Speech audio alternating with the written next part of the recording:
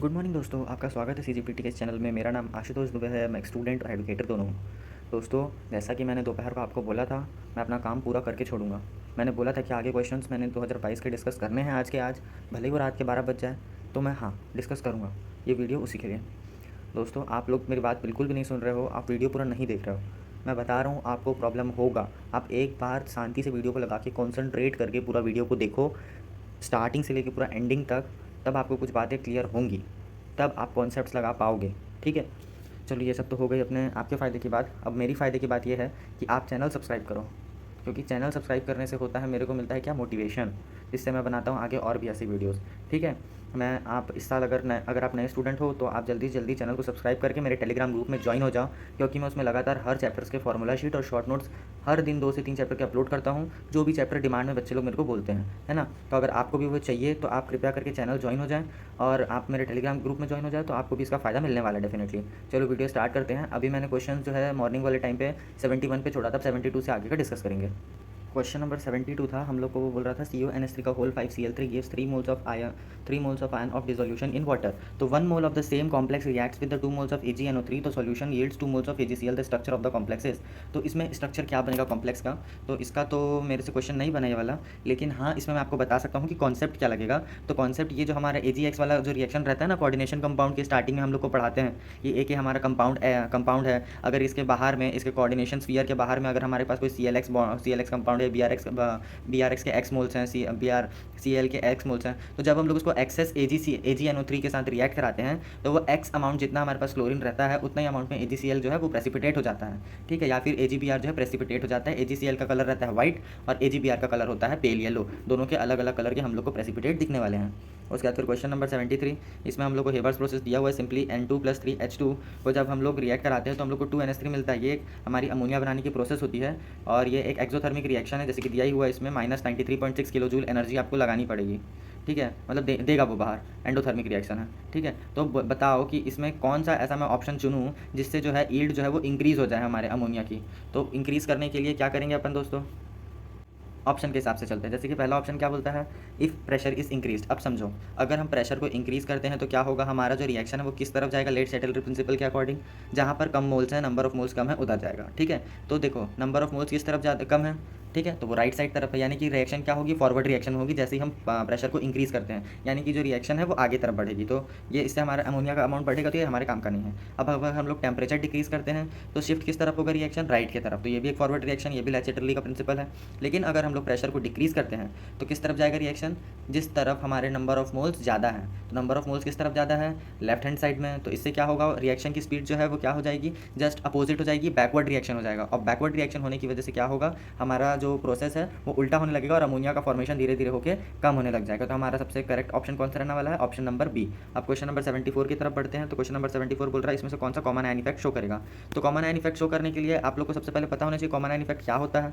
तो common ion effect ये होता है जब इसमें लिखा हुआ है, this is the phenomena in which the degree of dissociation of any weak electrolyte is suppressed by addition of small. मतलब कि अगर हमारे पास कोई सॉल्यूशन है, जैसे एक मान लो आपके पास सॉल्यूशन है सोडियम क्लोराइड का सॉल्यूशन है। ठीक है, अब सोडियम क्लोराइड के सॉल्यूशन में आपके पास क्या क्या है, एक सोडियम आयन है और एक क्लोरीन आयन है। ठीक है, अब अगर आप मान लो कि बात है उसमें पोटेशियम क्लोरेट मिला दोगे, तो पोटेशियम क्लोरेट मिलाने से उसमें क्या होगा, क्लोरीन का आयन जो है वो इंक्रीज हो जाएगा और उसका जो डिसोल्यूशन है वो धीरे धीरे करके कम हो जाएगा। तो वही पूछ रहा है इसमें से बताओ कि कौन से ऐसे कंपाउंड्स हैं जो हम लोग के कॉमन आयन इफेक्ट शो करेंगे। तो इसमें से कॉमन आयन इफेक्ट कौन शो करेगा, हम लोग का ऑप्शन नंबर सी जो है, जो कि है NH4Cl और NH4OH, ये दोनों ही हम लोग को कॉमन आयन इफेक्ट शो करेंगे, क्योंकि ये दोनों ही एक वीक स्पीसीज इलेक्ट्रोलाइट से आते हैं।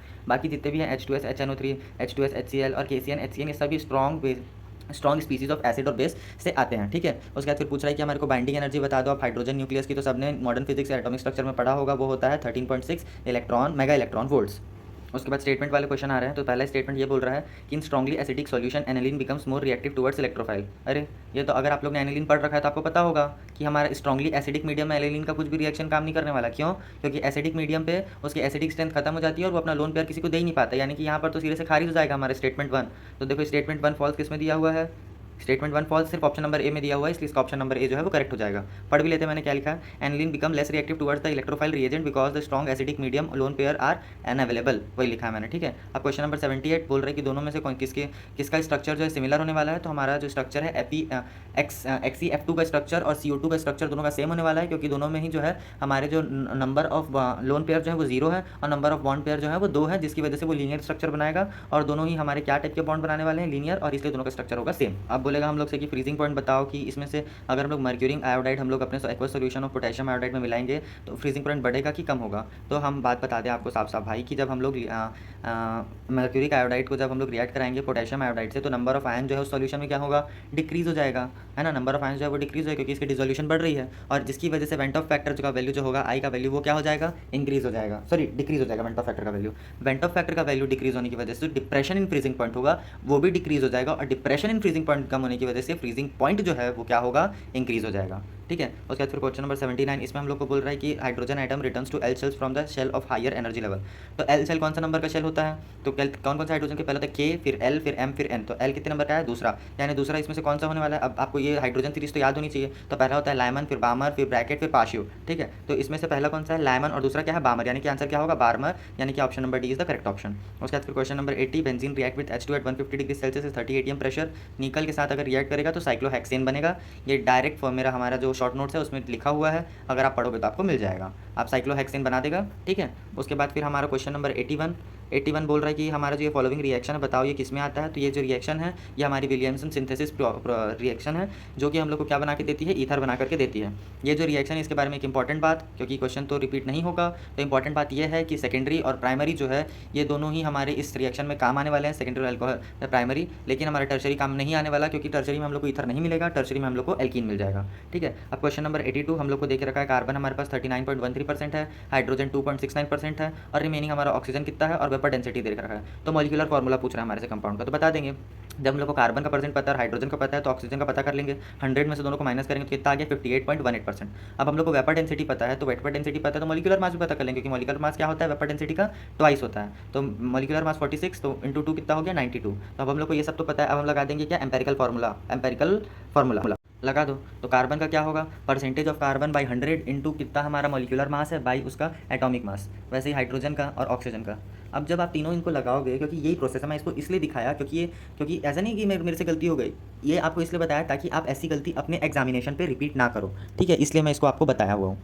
तो ये हमारे लिए कुछ भी काम का नहीं आ रहा है, क्योंकि जैसे आप इसको डिवाइड करोगे तो कार्बन में तो 2.99 आ रहा है, तो उसको आप 3 मान लोगे, लेकिन जब इसके लिए हाइड्रोजन के लिए कैलकुलेट करोगे तो 2 पॉइंट के आसपास कुछ आ रहा है, और इसके लिए भी 3.4, तो आप क्या वैल्यू लोगे, नहीं ले सकते। अब जब आपको मॉलिक्यूलर फार्मूला पता है किसी कंपाउंड का, तो अब आप क्या करो, जब आप ऐसी सिचुएशन में फंस जाओगे तो आप ऑप्शन से ट्राई करना। ऑप्शन ट्राई करोगे तो आपको पता चलेगा कि आपका जो ऑप्शन नंबर ए है उसका मॉलिक्यूलर मास भी जो है वो 92 के अप्रॉक्स है, इसलिए हमारा जो ऑप्शन नंबर ए है वो मोस्ट अप्रोप्रिएट आंसर होने वाला है। क्वेश्चन नंबर 83 की तरफ बढ़ते हैं। तो 83 बोल रहा है 235 uranium 92 belongs to third group और थर्ड बी ग्रुप।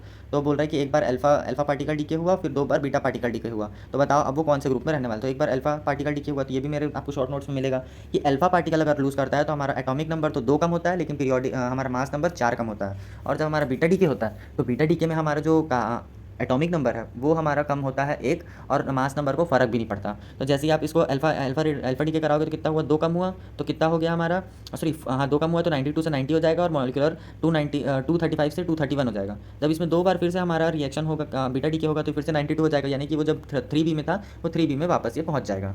तीसरे क्वेश्चन में हम लोग से 84 में पूछ रहा है कि इसमें से कौन सा एक्टिवेटेड चारकोल के द्वारा आसानी से एब्जॉर्ब कर लिया जाएगा। तो SO2 जो है वो सबसे आसानी से एब्जॉर्ब होगा, क्योंकि वो सबसे ज़्यादा लिक्विफेबल है इस वजह से, ठीक है। उसके बाद फिर क्वेश्चन नंबर 85 मैं नहीं बता रहा हूँ क्योंकि ये बहुत आसान सवाल है। 86 नहीं बता रहा, 87 भी नहीं बता रहा, ये सब बुक के क्वेश्चन है। 88 है हमारा डिसोसिएशन वाला, तो इसको बता देता हूँ, कई लोग से प्रॉब्लम हो रहा है इस क्वेश्चन में।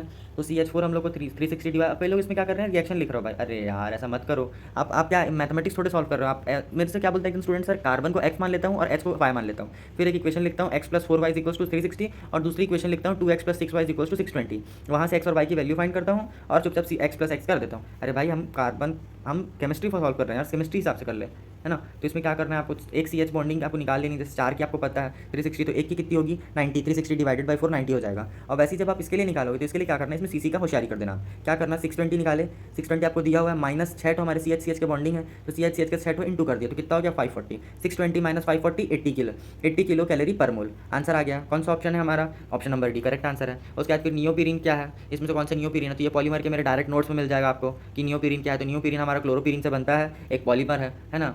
तो इसका जो स्ट्रक्चर कौन सा होगा, तो जिसमें क्लोरीन जुड़ा है वो हमारा काम का स्ट्रक्चर है ना।